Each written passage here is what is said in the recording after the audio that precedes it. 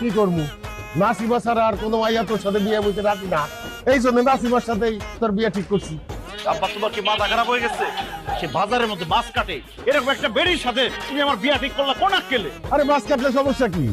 মনে কর আমাকে ব্যবসার একটা বাইরে গেল, আরে আমরা বাপ বেটা মাছ বিক্রি করলাম, আর নাসিমা মাছ কাটা দিল, মাছ বিক্রির টাকা আর কাটার টাকা দুইটাই আমাকে টাকা গেল।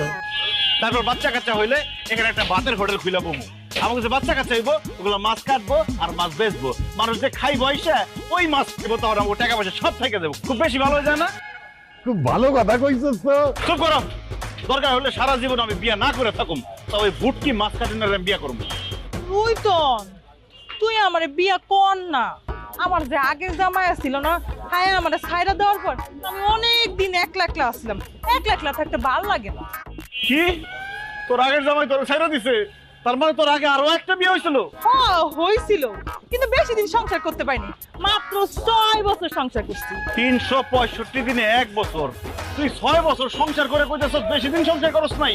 আব্বা ওরে আমার সামনে থেকে সরাও, নাহলে কাঁচা মাছ খাওয়াই ওরে মেরে হলাম আমি। এই নাসিমা, তোর যে আগে বিয়া হইছে এটা তুই আমারে কইছস? কেন কস নাই? না না না না, আমার পোলার সাথে তো তোরে বিয়ে দেওয়া যাইব না।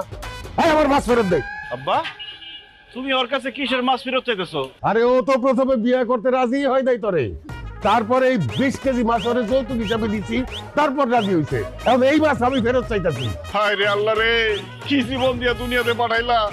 একটা বিয়ে একটা মাছ কাটেন না ভুটকি, আমারে বিয়া করবো তা বলে যৌতুক দিতে 20 কেজি মাছ। বন্যার চাইতাছে কচু গাছের সাথে ফাঁস দিয়ে মরে যায়।